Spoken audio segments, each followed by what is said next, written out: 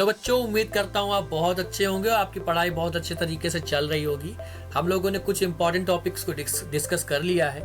आज हम लोग आगे बढ़ने वाले हैं और हमारा चैप्टर चल रहा होगा, आपको पता होगा, the making of a global world. इस पूरी जो आपको स्लाइड दिख रही है, इसमें बहुत सारी चीज़ें आपको याद रखने वाली नहीं है, जो आपके एग्जाम में पूछा गया है। ध्यान रखना है आपको वो चीज़ें। कॉमन लॉज क्या है बेटा? शॉर्ट आंसर सीधे सीधे पूछा गया है कि कॉमन लॉज होते क्या हैं। उससे पहले 2 लाइन लिखा हुआ है क्या कि इंडस्ट्रियलाइजेशन बढ़ेगा। क्या हुआ? यूरोप में इंडस्ट्रियल रेवोल्यूशन आती है तो व्यापार बढ़ेगा। व्यापार बढ़ता है तो व्यापार से क्या होगा? लोग एक जगह से दूसरी जगह जाएंगे जॉब के लिए, और कुछ लोग जो है वो क्या करेंगे, ना जॉब के लिए नहीं जाएंगे, व्यापार के लिए नहीं जाएंगे, वो क्या करेंगे, पैसा लगाएंगे व्यापार में। बस बात खत्म।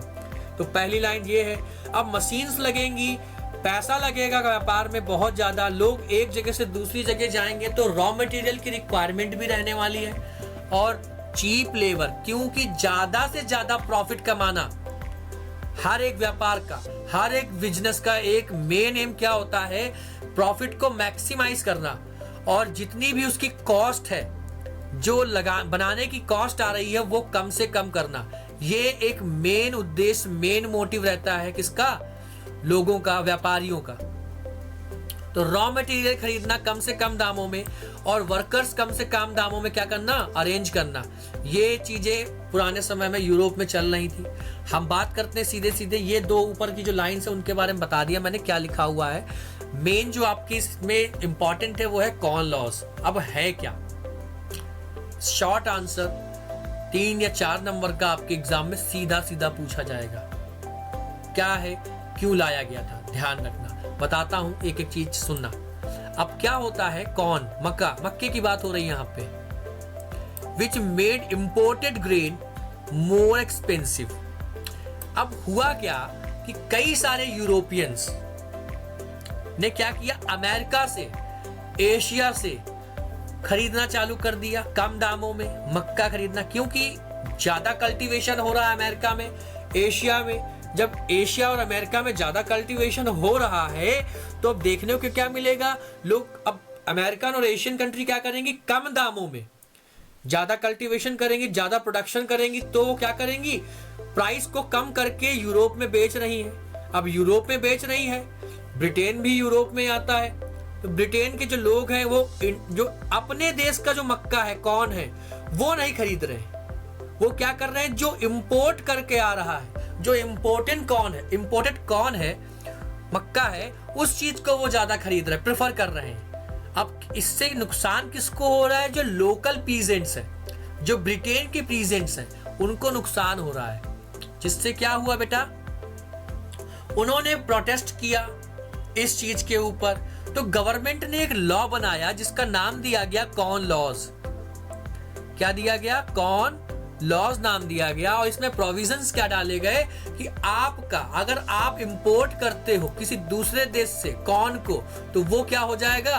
उसके ऊपर एडिशनल टैक्स लगा दिए जाएंगे, और जब एडिशनल टैक्स लग जाएंगे तो वो चीज क्या बन जाएगी? और ज्यादा महंगी हो जाएगी। अब भैया ये तो हो गया, चलो ठीक है, पर ब्रिटेन एक छोटा सा देश है। अगर हम वो लोग क्या करेंगे? इंपोर्टेड कॉर्न पे लगा देंगे, टैक्स लगा देंगे, एडिशनल महंगा कर देंगे, लॉ लगा देंगे, तो क्या होगा कि क्या पूरे देश के जो लोग हैं उनकी जो कैपेसिटी, यानी कि उनकी जो मांग है, डिमांड है, उसको पूरा कर पाएंगे? बिल्कुल नहीं।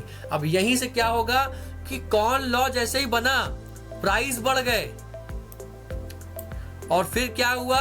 लोग फिर से डिमांड करने लगे, पाम पब्लिक डिमांड करने लगे कि भैया ये लॉ हटा लो, नहीं हटाओगे तो प्रॉब्लम हो जाएगी, हम लोग भूखे मर जाने वाले हैं। तो इसकी वजह से क्या हुआ कि ये लॉ को कुछ समय बाद रिपील कर दिया गया, हटा लिया गया, और फ्री ट्रेड होने लगा।